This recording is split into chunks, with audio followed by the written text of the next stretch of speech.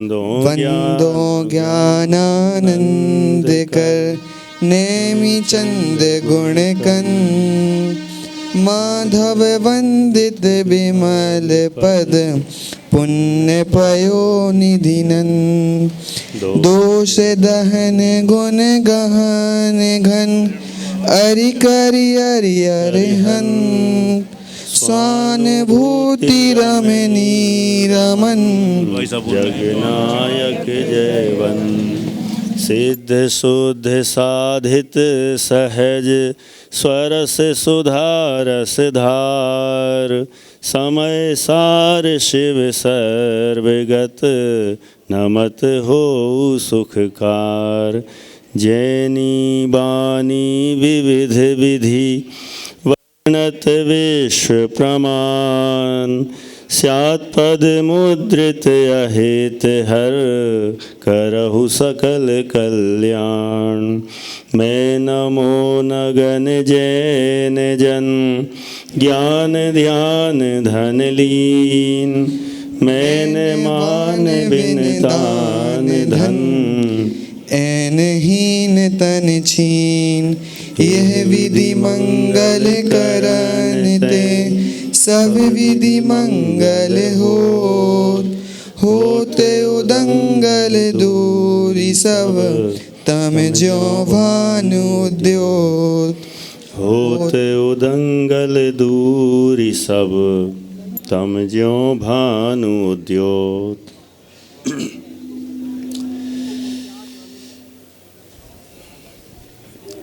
गुणस्थान विषय पर अपनी चर्चा विगत कुछ दिनों से चल रही है और जितना विषय हुआ उसके आगे अपन बढ़ेंगे। वैसे देखा जाए ये जो नीचे वाली व्यवस्था बना दी इसमें लग रहा थोड़े पास से आ गए है ना। अभी तो ऐसा लगता है कहीं ऊपर टंगा दिया हो और वहाँ से ऐसा बोलना पड़ता है एकदम नीचे। अब यहाँ निकटता सी ज़्यादा होती है और निकटता का एक विशेष जाति का भाव भाषण होता है। जैसे शास्त्रों में यदि अपन पढ़ेंगे शायक सम्यक तो किसको होता है? निकट निकट हुआ हो, किसके निकट हुआ हो? केवली श्रुत केवली के निकटवर्ती हुआ हो तो उसको शायक सम्यक तो होता है। ऐसे ही निकट होने का एक विशेष है संजय जी भाई साहब। अपन जूम पे भी कितने ही सुन लें, यूट्यूब पे भी कितने ही सुन लें, वो भाव भाषण नहीं हो सकता जितना एक आमने सामने बैठ के चर्चा होने पर एक भाव खुलता है। चलिए अपना प्रकरण चल रहा है पहला गुणस्थान। वैसे तो माहौल ऐसा था कि हो सकता था कि बीच में बंद भी होने वाला था, लेकिन किसी ने कहा पहले गुणस्थान छोड़ के बंद मत करो, पूरा होने दो तो ऑटोमेटिक एनर्जी भी आ गई और काम भी धीरे धीरे बन गया। पहले गुणस्थान की चर्चा अपनी बहुत कुछ हुई है, आगे भी करना है। प्रश्न है पहले ही से बोलो।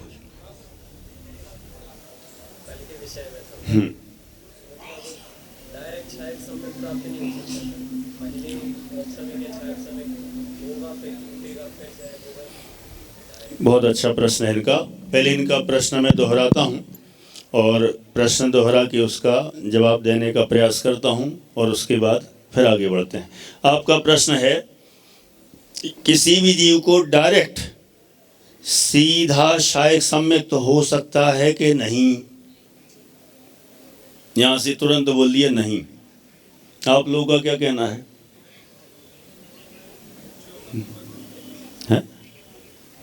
नहीं होगा। गंगवाल जी साहब हैं, उल्लास भाई मना कर रहे हैं बहुत लोग। तो कई लोगों को ऐसा लगता है कि डायरेक्ट शायक ले लो फुर्सत, क्या है तीन तीन वैरायटी, औप सम्यक भी, शायक सम्यक भी, शायक भी। वास्तव में नियम तो ये है सम्यक दर्शन तीन प्रकार के कहे और मोक्ष के लिए तीनों ही होना अनिवार्य है। अरविंद जी साहब तीनों, और उनमें भी क्रम है। क्या है क्रम? पहले होगा औपसमिक, पहले औपसमिक है जी, दूसरे नंबर पर शायोपसमिक होगा और उसके बाद शायक होगा, यही क्रम है। और उसके लिए ये तो आगम में है, लॉजिक भी है, तीनों ही सम्यक दर्शन होना अनिवार्य है। ऐसा नहीं होगा कि कोई तीन में से कोई एक ही ले ले तो काम चल जाए अथवा दो से काम चल जाए, ऐसा नहीं होगा। तीनों ही सम्यक दर्शन अनिवार्य हैं और उनमें भी क्रम भी बता दिया, पहले औपसमिक, उसके बाद शायोपसमिक और उसके बाद शायक। ठीक है। अच्छा, इनका प्रश्न है, एक छूटने के बाद फिर अगला सम्यक दर्शन होगा कि कंटिन्यूटी में होगा? ठीक है, प्रश्न फिर से दोहराता हूं। कमल जी साहब, तो आपको देख के मुझे कमल जी साहब नहीं दिखते, ऐसा लगता है सौ धर्मेंद्र जी साहब हैं, ढाई दीप के सौ धर्मेंद्र। प्रश्न है, फिर से प्रश्न दोहराता हूं। क्या है प्रश्न? सम्यक दर्शन जो एक के बाद एक होता है, तो एक छूट जाए उसके बाद होता है, फिर छूट जाए उसके बाद होता है, कंटिन्यूटी में होता है। देखो, छूट जाए का मतलब छूट कर मिथ्यात्व में आ जाए फिर बाद में हो, ऐसा नहीं कहा। औपसमिक सम्यक तो छूट के औपसमिक सम्यक से शायोपसमिक हो जाए, होने को इसमें सुविधा है। औपसमिक सम्यक तो छूट के मिथ्यात्व में आ जाए और मिथ्यात्व के बाद डायरेक्ट शायोपसमिक ले ले, और शायोपसमिक से फिर तो सीधा शायक उसी कंटिन्यूटी में होगा। ऐसा नहीं होगा कि शायोपसमिक छूट जाए प्रसन्न भाई और फिर उसके बाद शायक हो अलग से नया, ऐसा नहीं होगा। शायोपसमिक सम्यक से ही शायक में बदलता है, ऐसा क्रम है। ठीक है। हाँ जी, जीव को प्रथमोपम सम्यक तो होता है, नियम से क्षोभसम पूर्वक शायक होता है। लेकिन जब श्रेणी चढ़ने वाले भगवान द्वितीयोपम करते हैं, तो द्वितीयोपम होने के बाद क्षोभसम होते ही डायरेक्ट शायक हो सकता है। हाँ, आपका कहना है कि द्वितीयोपम होने के बाद, देखो प्रश्न दोहराता हूँ पूरा। आपका कहना है अभी तो बात क्या चल रही है, शायोपसमिक सम्यक तो पूर्वक शायक होता है, लेकिन आपका कहना है जब श्रेणी चढ़ते हैं तो कोई कोई किन्हीं को मान लो द्वितीयोपम हो, तो द्वितीयोपम से डायरेक्ट शायक हो जाता है कि उसमें भी द्वितीयोपम से शायोपसमिक होगा फिर शायक होगा। क्या है सिस्टम? जब भी शायक सम्यक दर्शन होगा बसंत भाई जी, कब होगा?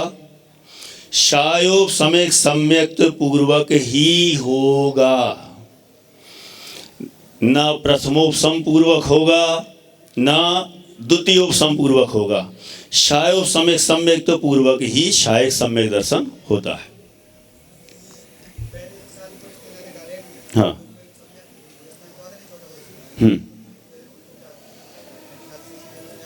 हाँ, ठीक है, उनका क्या है मतलब? हाँ, अच्छा, इनका प्रश्न है, अभी मुझे लग रहा है सबको सम्यक दर्शन की चर्चा ज़्यादा पसंद आ रही है, ऐसा लग रहा है मिथ्यात्व तो बहुत हो गया है। ठीक है, वो भी चर्चा लेंगे, लेकिन ये भी अलग अलग अच्छे प्रश्न आते हैं। प्रश्न है कि कोई जीव डायरेक्ट पहले से सातवें गुण स्थान में गया, पहले से सातवें में गया, चौथा नहीं हुआ, पांचवा नहीं हुआ, सातवें में डायरेक्ट पहुंचा। अजीत जी भाई साहब, तो पहले से सातवें में गया तो वहां कौन सा सम्यक दर्शन होगा? शायक होगा, शायोपसमिक होगा कि औपसमिक होगा? जो जीव पहले से सातवें में गया है उनके लिए दो ऑप्शन है। कौन से दो ऑप्शन? या तो औपसमिक भी हो सकता है, अथवा यदि सादी मिथ्या दृष्टि हो। कौन सा संजय जी? सादी मिथ्या दृष्टि हो तो शायोपसमिक सम्यक्त भी हो सकता है। हाँ, ये आवाज़ अच्छी की, थोड़ी बढ़िया। कौन सी? यदि पहला ऑप्शन तो क्या बताया, औपसमिक होगा, और यदि सादी मिथ्या दृष्टि हो तो शायोपसमिक भी हो सकता है। और शायद सम्यक्त हो सकता है क्या? पहले से डायरेक्ट सातवें में जाए तो, हाँ, पहले से कोई डायरेक्ट सातवें में जाए और सोचे शायद सीधा हो जाए, असंभव है। शायद सम्यक दर्शन डायरेक्ट नहीं होगा, प्रक्रिया वही रहेगी, शायोपसमिक पूर्वक ही शायक होता है। ठीक है, चलो हो गए। चलो, कल जहाँ तक अपना विषय रुका था वहाँ से अपन आगे बढ़ते हैं, और बीच में ऐसे इस तरह के प्रश्न होंगे तो उनकी भी चर्चा करेंगे। अपना कल मिथ्यात्व का काल चल रहा था। काल, अनादि, अनंत, अनादि, शांत और सादी शांत, तीन वैरायटी का था। अनादि अनंत भी मिथ्यात्व होता है, अनादि शांत भी होता है, और सादी शांत भी होता है, लेकिन सादी अनंत नहीं होता है। इसमें कल अपन ने देखा था मिथ्यात्व गुण स्थान का मिथ्यात्व का जघन्य काल, मध्यम काल और उत्कृष्ट काल कितना, यहाँ पर अपन आ गए थे। ठीक है, बहुत सारे लोग आज हो सकता है नए भी होंगे, लेकिन विषय तो अपन आगे ही बढ़ाते हैं। मिथ्यात्व का जघन्य काल अंतर मुहूर्त है। कितना है? अंतर मुहूर्त। माने कोई जीव सम्यक दर्शन प्राप्त कर ले, और सम्यक दर्शन प्राप्त करने के बाद उल्लास भाई मिथ्यात्व में आ जाए। अब मिथ्यात्व में आने के बाद अब यदि जीव पुरुषार्थ करे और पुनः सम्यक दर्शन प्राप्त करना हो तो कितनी देर में हो जाएगा? मिनिमम कम से कम अंतर मुहूर्त में सम्यक दर्शन प्राप्त कर सकता है, माने मिथ्यात्व का भाव कर सकता है। और मैक्सिमम मिथ्यात्व का, बहुत बढ़िया, मिथ्यात्व का जो भी बात चल रही है, मिथ्यात्व का जो सारी मिथ्या दृष्टि जीव हैं उनके मिथ्यात्व का कितना, यहां से आवाज आ भी गई, क्या है? अर्ध पुद्गल परावर्तन। थोड़ा सा इसमें और सूक्ष्म कर लें, किंचित न्यून अर्ध पुद्गल परावर्तन। जो सादी मिथ्यात्व वाले हैं उनके मिथ्यात्व का उत्कृष्ट काल, अधिकतम उत्कृष्ट काल है किंचित न्यून अर्ध पुद्गल परावर्तन। फिर प्रश्न उठ सकता है, एक तो किंचित न्यून क्या है और अर्ध पुद्गल परावर्तन क्या है? ठीक है, होने को तो अर्ध पुद्गल परावर्तन पे ही चर्चा करेंगे, तो हो सकता है कि एक दो क्लास उसी में लग जाएं, लेकिन 2-3 मिनट में ही अपन प्रयास करते हैं, शॉर्ट एंड स्वीट में अपन को ख्याल में आ जाए। परावर्तन कितने होते हैं? 5। सबको नाम याद हैं? अनुभव भी किया होगा, हैं? अनुभव तो किया है ना? नहीं किया? महावीर जी भाई साहब किया होगा। कौन से 5 परावर्तन? द्रव्य, क्षेत्र, काल, भाव और भाव, ये 5 परावर्तन होते हैं। इनमें पहला परावर्तन जिसका नाम है द्रव्य परावर्तन, इसका कितना टाइम है, कितना काल है? अनंत। द्रव्य परावर्तन पूरा होने में अनंत काल लगता है। उसके बाद अगला क्षेत्र परावर्तन है। क्षेत्र परावर्तन उस द्रव्य परावर्तन से भी अनंत गुणा है। क्षेत्र परावर्तन से भी काल परावर्तन का काल और अनंत गुणा है। काल परावर्तन से भाव परावर्तन का काल और भी अनंत गुणा है, और भाव परावर्तन से भाव परावर्तन का काल उससे भी अनंत गुणा है। पीछे एक विशेष कार्यक्रम चल रहा है, और चल रहा है नहीं, चलेगा कुछ समय बाद, लेकिन अनेक लोगों को जिज्ञासाएं हो रही हैं। मैं चेहरे देख रहा हूँ कि वहाँ क्या हो रहा है। आज ऐसा लग रहा है, मैं सोच रहा हूँ कि अभी तक मैं इतने दूर था, आज पास में आया आप लोगों के, और आप लोगों को उधर ही देख रहे हैं सब लोग। यहीं देखो तो फायदा है। इस तरफ देखता हूँ तो आधे लोग यहाँ देखते, आधे उधर देखते हैं। इस तरफ देखता हूँ तो आधे इधर, आधे उधर देखते। वो तो अभी पर्दा खुलेगा। पर्दा खुलने का इंतजार करें। बिफोर टाइम यदि पर्दा खुल गया तो सब गड़बड़ हो जाएगा, है ना। तो अपन को सब जानने मिलने वाला है कि बहुत बड़ा कार्यक्रम है अभी, तो अपन जानेंगे। लेकिन तब तक थोड़ी देर हम आए हैं पास में, तो थोड़ा पास निभा लेते हैं। क्या बोले, द्रव्य परावर्तन से क्षेत्र काल भाव और भाव अनंत अनंत गुणा है। तो द्रव्य परावर्तन का काल भी कितना हो गया, अनंत। उस द्रव्य परावर्तन का ही दूसरा नाम है, क्या नाम है, पुद्गल परावर्तन। द्रव्य परावर्तन का ही दूसरा नाम है पुद्गल परावर्तन। और इस पुद्गल परावर्तन का काल भी अनंत है। उसका आधा कर देते हैं। क्या किया उसका आधा कर दिया। आधा कर देंगे तो आधा अनंत हो जाएगा। अनंत का आधा किया तो कितना होगा, कल तो अपन ने देख ही लिया था। अनंत का आधा करेंगे तो वह भी अनंत ही होगा। ऐसा अनंत काल अर्ध पुद्गल परावर्तन का है। माने ऐसा भी होता है, कोई जीव सम्यक दर्शन एक बार प्राप्त कर ले, और सम्यक दर्शन प्राप्त हो जाने के बाद नितिन भाई सम्यक दर्शन छूट जाए तो कितने काल तक संसार में रह सकता है? अब ये किंचित नहीं कठिन हो जाएगा। अब सीधा कहें अनंत काल। अनंत काल ऐसा कहें ना सीधा, इतने समय तक संसार में रह सकता है। देखो कई लोगों को लगता है सम्यक दर्शन हो गया तो काम हो गया। ठीक है, आध्यात्मिक दृष्टि से तो अपन यही कहते हैं सम्यक दर्शन हो गया तो काम हो गया। काम तो इसलिए हो गया क्योंकि अब उसका पक्का हो गया, मोक्ष तो जाना ही है। ये तो पक्का हो गया, इस दृष्टि से तो काम हो गया। लेकिन यदि पुरुषार्थहीन हुए नवीन भाई, तो संसार में कितना काल बिताना पड़ सकता है? किंचित न्यून अर्ध पुद्गल परावर्तन, मन अनंत काल है।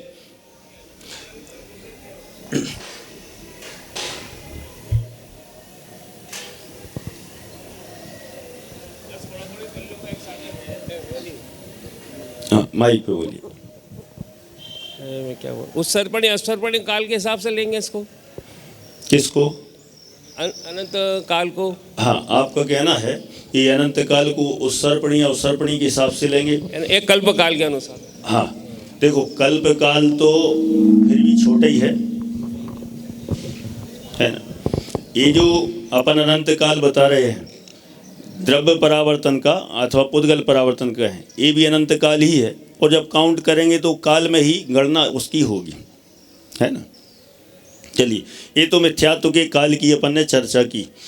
खास बात तो हमें ये देखना है कि कोई जीव यहाँ समझने योग्य, अपने जीवन में उतारने योग्य बातें हैं। जैसे अपन अभी कई लोग प्रशिक्षण दे रहे ना, एक और नया सोपान ऐड हुआ है, कौन सा? भाव भाषण वाला, है। अपन यहाँ पर भी ध्यान देवें कि कोई जीव सम्यक दर्शन प्राप्त कर ले तो अनावश्यक चने के झाड़ पर चढ़ने की जरूरत नहीं है। ओह, अब तो हो गया। और फिर स्वच्छंद यदि हो गया है, गंगवाल जी कुसुम जी, तो कहाँ जा सकता है? अनंत काल तक संसार में रह सकता है, निगोदों में भटक सकता है। पंडित टोडरमल जी ने तो ये तो छोड़ो, 11वें गुण स्थान तक ले जाके और फिर वहाँ से पटका। पंडित टोडरमल जी नहीं पटका माने 11वें गुण स्थान तक कोई चला जाए, पूर्ण वीतरागी हो जाए, पूर्ण सुखी हो जाए, और वहाँ से भी गिरकर क्रमशः आए, निगोदों में भी चला जाए, अनंत काल बीत जाए। पुरुषार्थहीनता की विचित्रता है। और पुरुषार्थ वाला कोई जीव हो तो दीक्षा लेने के अंतर मुहूर्त में ही केवल ज्ञान लेकर मोक्ष प्राप्त कर ले। पुरुषार्थ वाले ऐसे भी होते हैं और पुरुषार्थहीन वालों का ऐसा भी है कि यदि सम्यक दर्शन छूट जाए तो अनंत काल तक संसार में रहे। इसलिए हमें इस सिचुएशन को जानकर कमलेश जी हमें ये सीखना है कि यदि हम थोड़े आगे बढ़ गए हों तो उसको एक तो मेंटेन करें और उससे और आगे बढ़ने का प्रयास करें। वहीं पर संतुष्ट होने में फ़ायदा नहीं है। अपन भी बहुत बढ़ गए ना, बहुत बढ़ गए। क्या क्या बढ़ गए अपन? कितना स्वाध्याय करने लगे, बहुत अध्ययन करने लगे, शिविर लगाने लगे, खूब स्वाध्याय हो गया। और क्या क्या हो गया? गुरुदेव श्री के प्रवचन भी अपन सुनते ही हैं और अन्य विद्वानों के भी सुनते ही हैं, करते भी हैं। त्याग भी बहुत कर लिया, अन्य लोगों ने तो किया ही नहीं, उनसे भी ज़्यादा हमने कर लिया। पूजन भी करते हैं, सामायिक कभी ध्यान भी करते हैं, बहुत कर लिया। बहुत कितना कर लिया? जहाँ सम्यक दर्शन तक जाके और फिर गिरने की संभावनाएं बनी हुई हैं, तो अभी तो क्या हुआ? अभी बहुत करना बाकी है, अभी कुछ नहीं हुआ। जहाँ मुनि बनकर भी पुरुषार्थहीन होकर जीव लौट लौट के चले आते हैं। और ऐसा नहीं, मैं द्रव्यलिंगी मुनिराज की बात नहीं कर रहा हूँ कि कोटि जन्म तप तपें ज्ञान बिन कर्म झरेंगे, तो द्रव्यलिंगी मुनिराज की बात नहीं है। कौन से मुनिराज की बात चल रही है? भावलिंगी मुनिराज हो जाए। और भावलिंगी मुनिराज भी पता है आपको कितने बार भावलिंगी हो जाते हैं? कितने बार? 31 बार। कितने बार? 31। और उतने बार भी हो जाए और फिर गिर जाए, है ना? 31 तक का तो बताया कि 31 बार 31 टाइम्स भावलिंगी मुनि बन जाए और फिर गिर जाए। लेकिन 32वां में चमत्कार होना है। 32 बार भावलिंगी यदि जो बने, तो ये अधिकतम बताए हैं, कंपलसरी नहीं है। अधिकतम कोई 32 बार भावलिंगी मुनि बने, उसके बाद उसको फिर संसार में रहना नहीं है। अधिकतम कहें, न्यूनतम तो एक पहली बार ही बने और पहली बार में ही काम हो सकता है। माने इनसे हमें सीखना ये है कि यदि जीव पुरुषार्थ करता है तो जल्दी से जल्दी आगे बढ़ता है, और पुरुषार्थहीन हो तो पुरुषार्थहीनों के लिए तो सब सपोर्ट में लगे हुए हैं, सब सपोर्ट में लगे हुए हैं। विषय चोर बहु फिरत हैं, कर्म भी पीछे पड़ा हुआ है। पुरुषार्थहीन हो वो भी चिपकने को तैयार है। इसलिए हम जागरूक रहें, हैं बीडी जैन साहब, हम जागरूक रहेंगे तो कर्म भी अपने आप भागेगा। ऐसा है, ठीक है। इस तरह से अपन ने हाँ, आपका कहना है कि 31 बार इसी में के वापस बार जन्म लेके, तो 31 भाव का कहा है। हाँ, अब उसी में तो कितने बार हो जाए उसका क्या है। अब अपन इसके बाद आते हैं, अगला इसी में टॉपिक है गमनागमन। अब थोड़ा सा और अपन, हाँ, आपका कहना है किंचित न्यून का मतलब क्या लेना है, वो तो छूट ही गया। किंचित न्यून, देखो किंचित न्यून तो यथायुग होता है जितना उसका काल बचा हो। सामान्य रूप से सूक्ष्मता में देखें, अंतिम अंतर मुहूर्त, कितना? अंतिम अंतर मुहूर्त, माने जिस अंतर मुहूर्त में वह मोक्ष जाने वाला है, उस अंतिम अंतर मुहूर्त को कहेंगे किंचित न्यून। ठीक, चलिए अब आते हैं अपन गमनागमन पर। मिथ्यात्व गुण स्थान से गमनागमन देख रहे हैं, बोलो।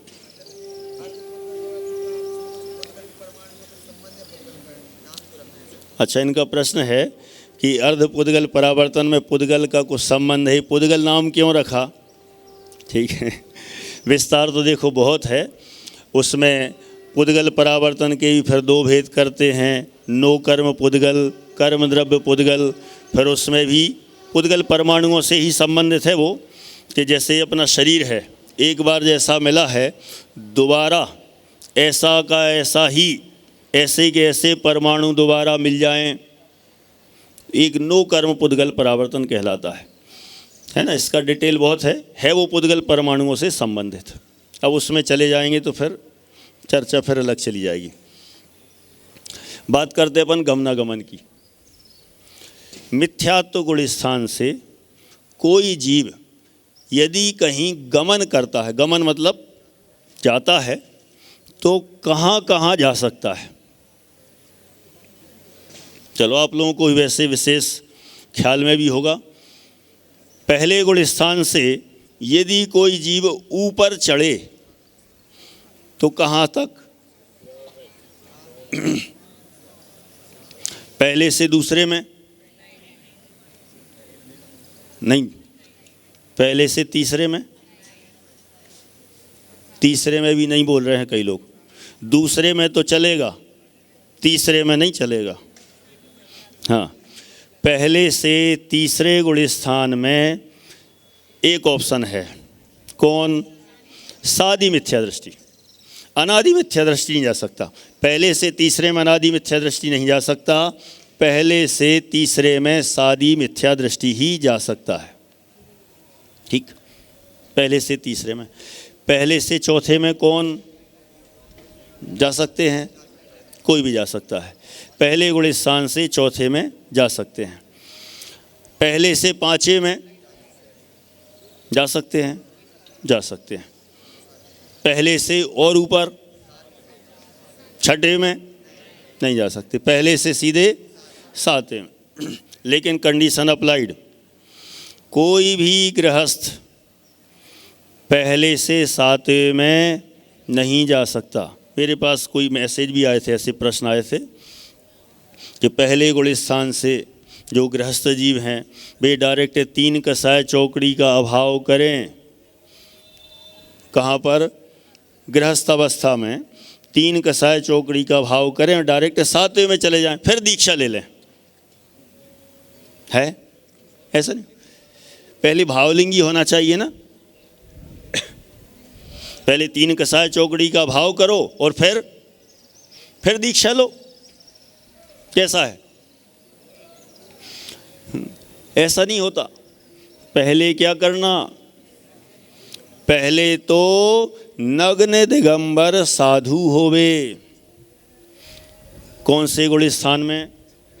अभी तो अपने पहले की बात चल रही ना, तो पहले गुण स्थान में नग्न दिगंबर साधु हुए, बिल्कुल किसी भी तरह का कोई दोष नहीं हो, 28 मूल गुणों का निरतिचार पालन, ऐसे नग्न दिगंबर साधु हुए। साधु हो जाने के बाद फिर यदि वे तत्व ज्ञान पूर्वक तत्व श्रद्धान करते हुए तीन कसाय चौकड़ी का अभाव और साथ में सम्यक दर्शन की प्राप्ति, ये एक साथ करते हैं और कौन से गुण स्थान में पहुंच जाते हैं? सातवें गुण स्थान में सीधे चले जाते हैं।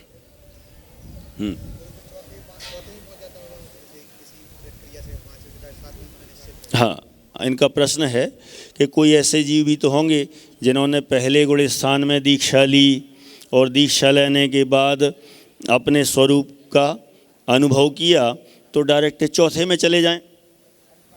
ऐसा भी हो सकता है कि सातवें में जाना ही कंपलसरी है। चौथे में भी जा सकते हैं, पांचवें में भी जा सकते हैं और सातवें में भी जा सकते हैं। लेकिन सातवें में जाने के लिए कंपलसरी पहले नग्न दिगंबर दीक्षा लेना अनिवार्य है। उसके बिना इतनी विशुद्धि नहीं बनती है कि कोई जीव तीन कसाय चौकड़ी का अभाव कर सके। तो ये हो गया, गमन हो गया। पहले से तीसरा, चौथा, पांचवा और सातवां, ये जाने का हो गया। आने के ऊपर के गुण स्थानों से कोई जीव पहले में आए, कौन कौन आ सकता है? अच्छा, ऊपर टॉप से लेके आते हैं, कहाँ से? हाँ, आवाज़ आ रही है 11वें से। कोई बोल रहा नहीं 11 नहीं है। पंडित टोडरमल जी ने तो लाए ना नीचे 11वें से, इसलिए बोल रहे हैं सब लोग। यदि वो पंडित टोडरमल जी वाली जो मोक्ष मार्ग प्रकाशक की लाइन अच्छे से पढ़ेंगे तो उसमें पता चलेगा कि डायरेक्ट 11वें से पहले में नहीं आते, क्रमशः गिरकर कोई भी जीव 11वें गुण स्थान से पहले में नहीं आ सकता। तो कैसे आएगा? वहाँ ऊपर से क्रम से 11 से 10, 10 से 9, 9 से 8, 8 से 7, 7 से 6, 6 तक तो क्रम से आएगा। और फिर छठे के बाद छूट है। छूट है का मतलब डायरेक्ट पहले में जा सकता है ना। तो छठवें से डायरेक्ट कोई मुनिराज हों, भावलिंगी संत हों। देखो अभी तो अपन सम्यक तो छूटने की बात कर रहे थे, यहाँ तो ये बता रहे हैं नवीन जी, क्या बता रहे हैं?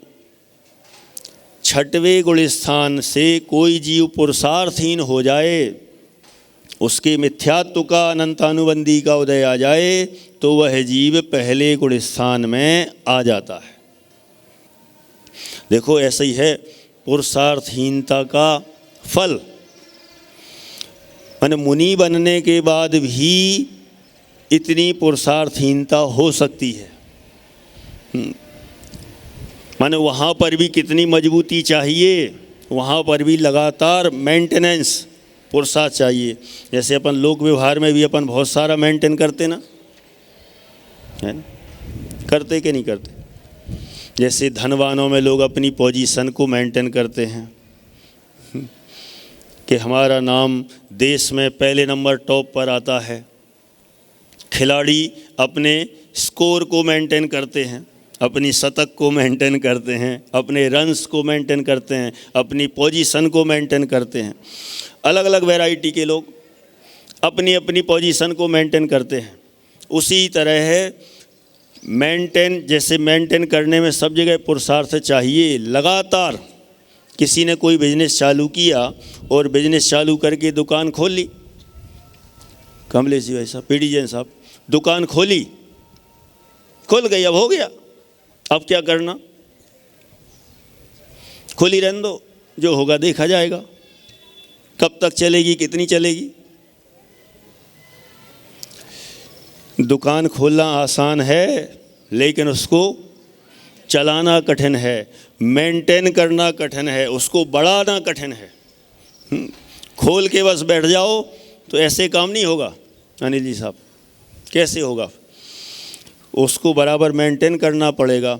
ऐसे ही कोई जीव मुनिराज बन गए, भावलिंगी संत हो गए, अपने स्वरूप में स्थिर होने का बराबर अभ्यास कर रहे हैं, और फिर भी यदि चूके तो संक्लेश परिणाम यदि हो गए तो गुण स्थान गिरकर पहला भी हो जाता है। इसलिए उधर भी बराबर अभ्यास करना जरूरी है। स्वरूप का अभ्यास, स्वरूप में लीनता का अभ्यास वहाँ पर भी चाहिए। छठवें से पहले में आ गए, अब और कहाँ से आ सकते पहले में? पांचवें से आ सकते कि नहीं? पांचवें से भी पहले में आ सकते हैं। और कहाँ से आ सकते? चौथे से, चौथे से भी पहले में आ सकते हैं। और कहाँ से आ सकते? तीसरे से आ सकते कि नहीं? पक्का सोच लो एक बार, फाइनल? यहाँ के आगे के सब लोग कहते हैं फाइनल कर दो, पीछे वाले सोचते हैं इन लोगों को बोल लेने दो पहले। यदि हो गया तो ठीक, फाइनल है ना? तीसरे से ऐसे ऐसे तो कर दो, एक बार एक्सरसाइज हो जाएगी। अभी बहुत ज़रूरत हो गई है, पहले ही कल कहा था, मैं भी दिन भर से एक्सरसाइज करता हूँ तब यहाँ बैठ पा रहा हूँ। आप लोग भी करो थोड़ी, ज़्यादा नहीं तो ऐसे ऐसे तो कर ही लो, ऐसी ऐसी गर्दन, डबल लाभ हो जाएगा। तीसरे से पहले में आ सकते हैं, ठीक। दूसरे से पहले में, दूसरे से पहले में तो आना ही है। देखो सब में सकते सकते, कैन कैन में जो भी लगाना हो इंग्लिश वाले हैं कि यहाँ से आ सकते हैं। छठे से पहले में आ सकते हैं, सकते लगाएंगे, कंपलसरी नहीं है। पांचवे से पहले में आ सकते हैं, चौथे से पहले में आ सकते हैं, तीसरे से पहले में आ सकते हैं, लेकिन दूसरे वाले में सकते नहीं चलेगा, आना ही है 100%, कोई ऑप्शन नहीं। मरण हो जाए तो, मरण हो जाए तो, दूसरे में मरण हो गया किसी का तो पहले में आएंगे कि नहीं? तो भी 100% पहले में आएंगे ही, ऐसा नियम है। इस तरह से अपन ने गमनागमन देखने का प्रयास किया कि पहले गुण स्थान से यदि गमन होता है तो ऊपर ऊपर के गुण स्थानों में कहाँ कहाँ हो सकता है, और आगमन होगा तो ऊपर के गुण स्थानों से कहाँ कहाँ से इसमें आगमन हो सकता है। बोलिए। कौन कौन से गुण स्थानवर्ती जीवों को पता चल जाता है कि हम इस गुण स्थान में हैं? अच्छा, इनका प्रश्न थोड़ा बड़ा है। प्रश्न ये है, कौन कौन से जीव, कौन कौन से गुण स्थान वाले जीवों को पता चल जाता है कि मेरा गुण स्थान ये है? प्रश्न सरल है कठिन है? अच्छा, आप लोगों को तो पता होगा ना आपका कौन सा है?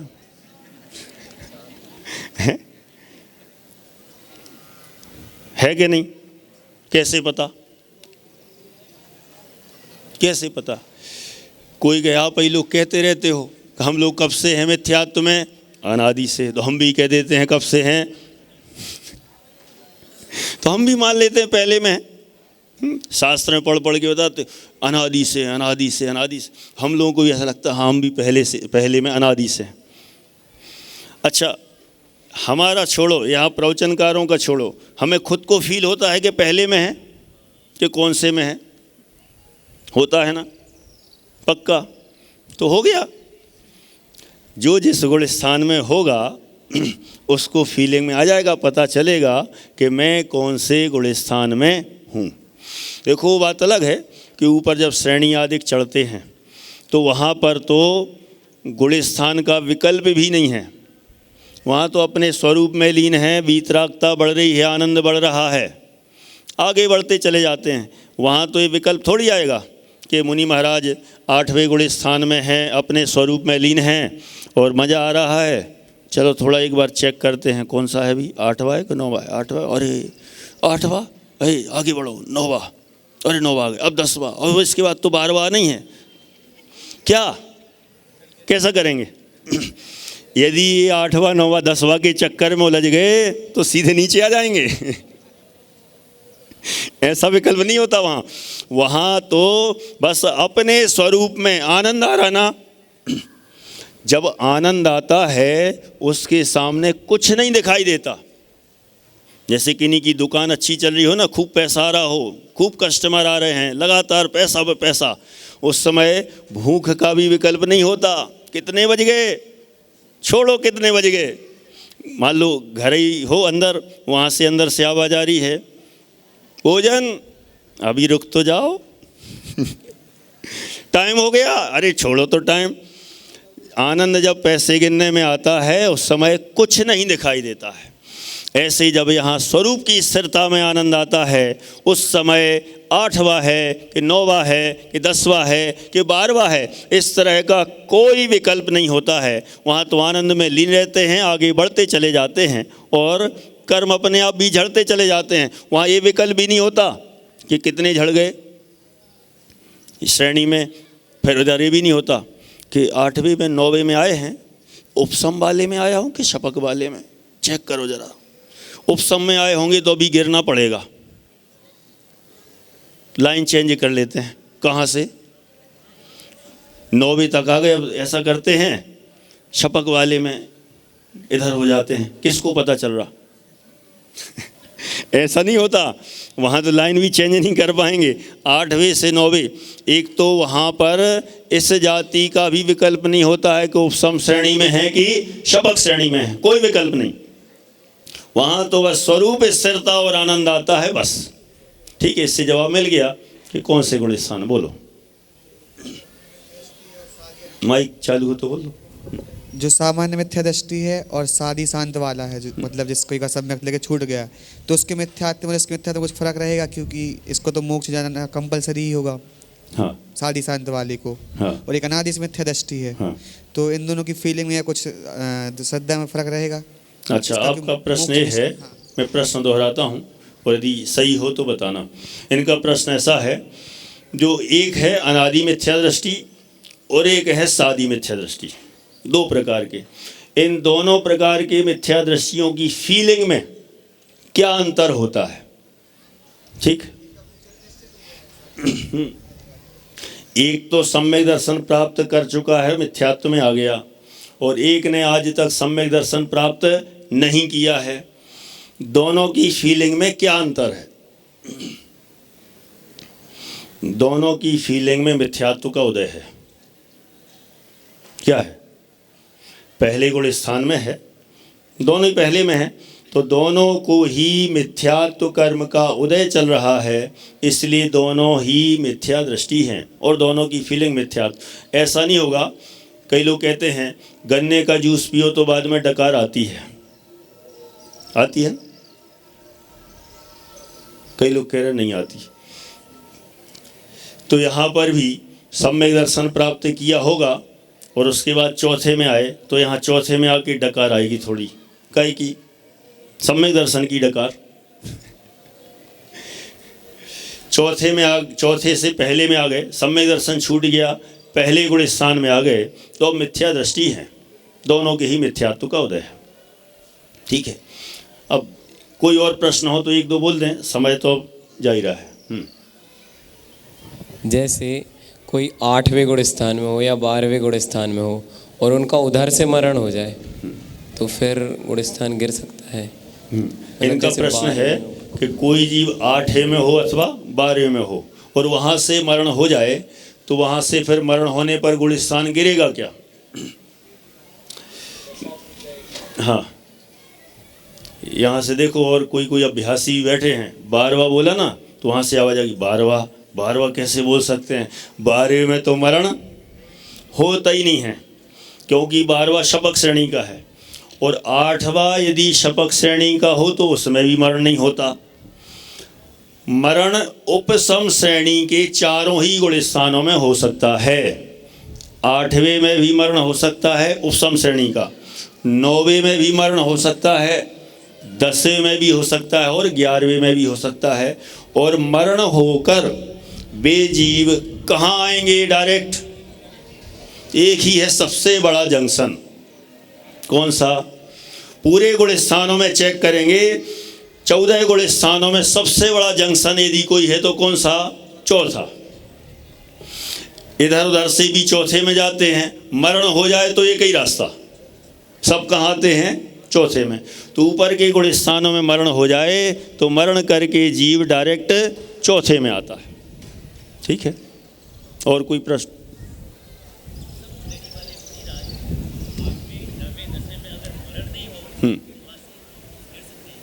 आपका प्रश्न है कि उपसम श्रेणी वाले मुनिराज जिनका 8वें में मरण नहीं हुआ, 9वें में मरण नहीं हुआ, 10वें में नहीं हुआ, तो आपका कहना है कि वहाँ से गिर सकते हैं क्या? मरण जब तक नहीं होगा तो गिरने का काम नहीं। 10वें से फिर 11वें में नियम से जाएंगे, रिवर्स बैक नहीं होगा। 8वें में जो चढ़ गया और मरण जब तक नहीं हो तो 11वें तक जाना कंपलसरी है। ऐसा नहीं होगा 8 चले गए 9 गए और फिर बैक हो गए, ऐसा नहीं।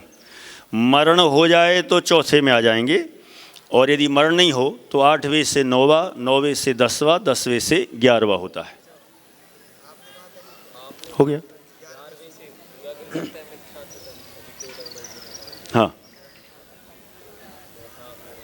हाँ, अब देखो एक और नया प्रश्न आ गया। इनका कहना है कि अभी तो आपने कहा था कि वहाँ 11वें से गिरकर कहाँ पहले तक में भी जा सकता है, और यहाँ तो कह रहे चौथे तक। मरण हुआ है तो चौथे में आया। 11वें गुणस्थान में जिनका मरण हुआ है, 11वें में, 10वें में, 9वें में, 8वें में, मरण करके सीधे वे चौथे में आते हैं। मरण करके डायरेक्ट चौथे में, कोई ऑप्शन नहीं, ना वहाँ से नीचे नीचे क्रम से आएंगे और ना डायरेक्ट पहले में, मरण करके डायरेक्ट चौथे में आते। चौथे गुणस्थान में आने के बाद और पुरुषार्थहीन हो जाएं तो पहले में भी जा सकते हैं। ठीक है, हाँ क्या?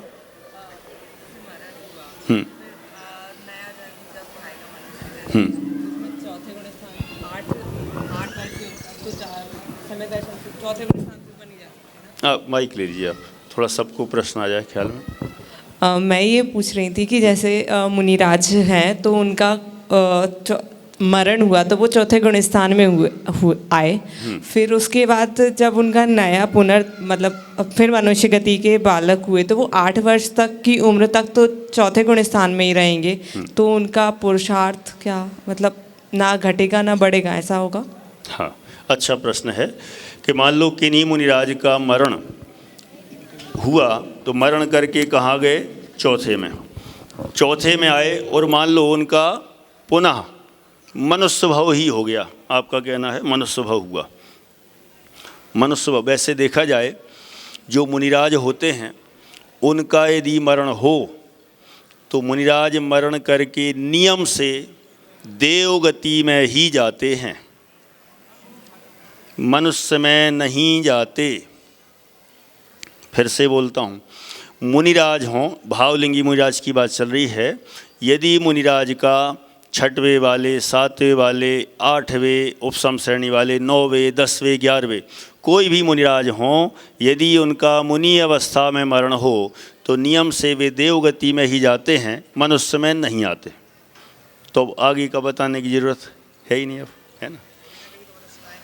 हाँ, इनका प्रश्न कभी ना कभी तो आएंगे। हाँ, तो पहले देव में चले गए और देव में जाने के बाद फिर मनुष्य में आए। मान लो मुनिराज का मरण हुआ और मरण होकर चौथे गुणस्थान में आ गए और देवगति में चले गए, उनको वहाँ पर मान लो शायक सम्यक दृष्टि होंगे तो देवगति में शायक बना रहेगा। ठीक, यदि द्वितीयोपसम वाले होंगे तो द्वितीयोपसम सम्यक तो अंतर मुहूर्त में शायक सम्यक में बदल जाता है, तो वहाँ देवगति में या तो वो जो मुनिराज गए हैं या तो शायक वाले थे या शायक सम्यक, दो, वहाँ से फिर मनुष्य में आएंगे। तो मनुष्य में आएंगे तो जिनकी शायक सम्यक तो था वो शायक सम्यक तो बना रहेगा, यदि शायक सम्यक होगा तो शायक सम्यक बना रहेगा, आ जाएंगे वहाँ पर। और कुछ समय तो हो गया है, पर्दा भी अभी तो खुला नहीं होगा, है ना? आप लोग देख रहे हैं बहुत देर से, एक बार मैं भी देख लेता हूँ, अभी तो टाइम है, लेकिन अभी भक्ति भी होना है ना। आप लोग बार बार देखते हैं ना तो मुझे भी इच्छा तो होती, जिज्ञासा अव्यक्त को जानने की, कितना पहुँच गया, लेकिन बहुत कंट्रोल किया कि अब आप लोग ही देख लो पूरा। है, चलिए यहाँ पर ही अपन पूरा करते हैं, शेष चर्चा अपनी आगे चलती रहेगी। इतनी बात करते बोली द्वादशांग मई जिनवाणी माता की जय।